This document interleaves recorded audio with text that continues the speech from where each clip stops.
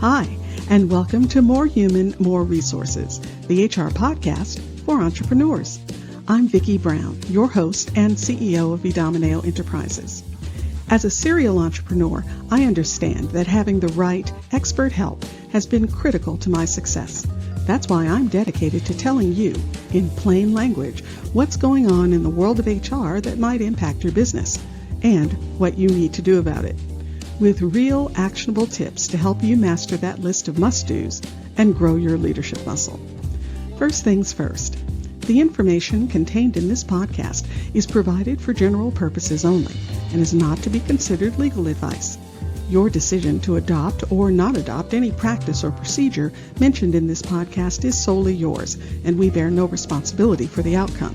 We urge you to always consult legal counsel and other appropriate licensed professionals. And with that, let's get into the show.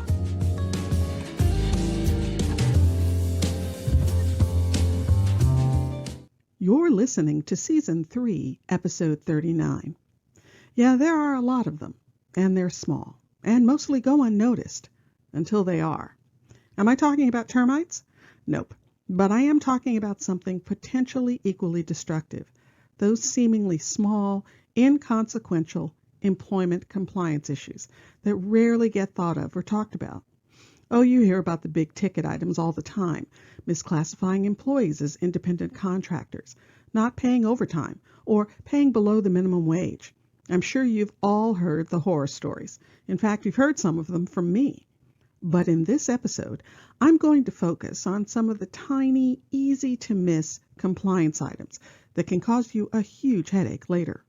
Now, some of these are federal rules, but I do have to admit many of them are state-based, specifically California-based. But before you go all, I don't live in California, so I don't have to worry about all that. Just remember that many, in fact most states, have their own flavor of, say what now? Regulations. So make sure you check on your specific state. And as an added bonus, I've included a link to the 2023 state-by-state updates. I think you'll find it handy. Anyway, back to the compliance issues. Like I said, there are a lot, but I'm going to do a call out of my top 5. First up, the pay stub.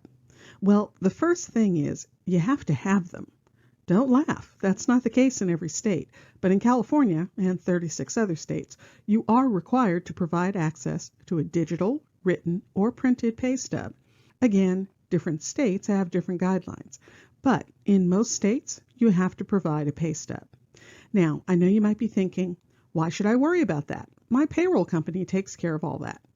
Well, because even if you do have a payroll company, the final responsibility is on you. And again, while the payroll company may be providing some sort of pay stub, does it include all the required information? Again, from a California perspective, the pay stub has to have the employee's name and the last 4 of their social or their employee ID number. It needs to list the pay period that the payment covers. The wages have to be itemized for non-exempt employees, meaning how many straight time hours, how many overtime hours, how many vacation hours, etc., and the corresponding rate for each. It also has to show the gross wages. That's their pay without any deductions and the total hours worked for the period. Of course, that all sounds normal, but here's the thing. The stub also has to have company information on it, so the company name and address has to also be included. And since we're talking about the pay stub, you are also required to provide your employees with information about their sick time. That was part of the California sick time law that went into effect in 2015. That law requires you to give the amount of sick time taken and the amount remaining to each employee on their pay date. Now, you can provide it under separate cover if you want. In fact, we do. But most companies elected to simply start tracking sick time in their payroll systems and putting the required info on the pay stubs. Next up is accounting for meal periods. There are very specific rules around when and how much time you have to give an employee for their meal period. Normal non-HR people call this lunchtime. Anyway, they have to take it no later than the 5th hour of working, except in specific circumstances. And if they don't, or if they don't take at least 30 minutes, then you, the employer, automatically owes a penalty of 1 hour's pay. Oh, and by the way, That goes for any missed break times too. The penalty is 1 hour's pay, even though a break is usually only 15 minutes. You see, you aren't compensating them for the actual time. You're paying a penalty for violating the rule. It's just that the penalty is being paid directly to the employee. So, you have to check each pay period to see if you have any missed or short meal periods, or if anyone notified you that they didn't take their break. Because if that happens, you need to put that 1 hour penalty on that very payroll run, so you don't incur any additional fees. And a quick word about time cards for overtime eligible employees. They have to have them. It's the only record you have of when they worked. Believe me, if you're just going on their word or what you think you saw, well, you're going to be in a world of hurt if something gets challenged. Because as the employer, the burden of proof is going to be on your shoulders, and you'll have nothing to stand on. So make sure that you're getting time cards submitted by the employee and approved by their supervisor or manager for each pay period. And please make sure it's not just a piece of paper that says 9 to 5 straight down the line.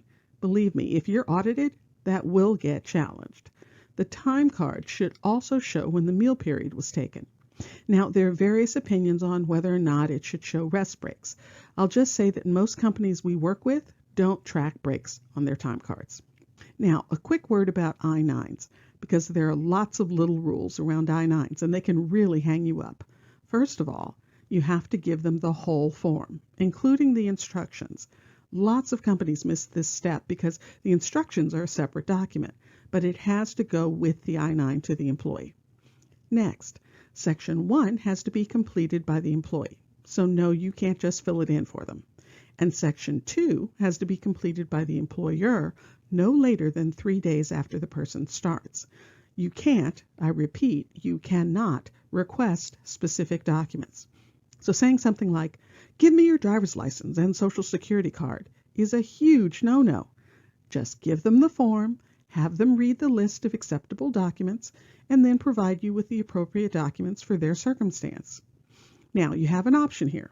You can keep a copy of the documents or not, as you wish. But whatever you decide to do, you have to be consistent. So if you do copies for everyone, and if not, then don't for anyone. By the way, that choice doesn't exist for remote document verification. If you're doing the remote option, you have to keep copies. And finally, make sure you aren't filing I-9s in with the personnel files. That's an easy find for the auditor. They have to all be kept together in a separate file, electronic or hard copy, but away from the personnel files. And last but not least, make sure you have up-to-date federal and state required posters. I'm sure you, like many of us, get those notices from poster companies saying we have to purchase. Well, I will say that's one of the easiest options, to get them from a vendor or your HR consultant. We, in fact, provide them for our clients. But either way, remember, there are sections where you'll need to fill in some information. Don't ignore that part and simply slap the posters on the wall without that info. It's a requirement. Now, if you want more HR goodness, I've put together a tool that can help you through your day. The Ultimate HR Workflow Guide. Listen, I understand the challenges you might be facing, especially when you're juggling multiple roles in your organization. That's why I designed the Workflow Guide, to walk you through HR tasks. No jargon, no fluff, just clear, concise, actionable workflows. It covers recruiting, new hires, terminations, and more. So if you think a free step-by-step workflow is just the ticket to help you through your HR day, well, you're right. So grab your free copy by using the link in the show notes. If you found this information helpful, please leave a review and tell a friend. Thanks for spending the time. Until next week, same time, same place.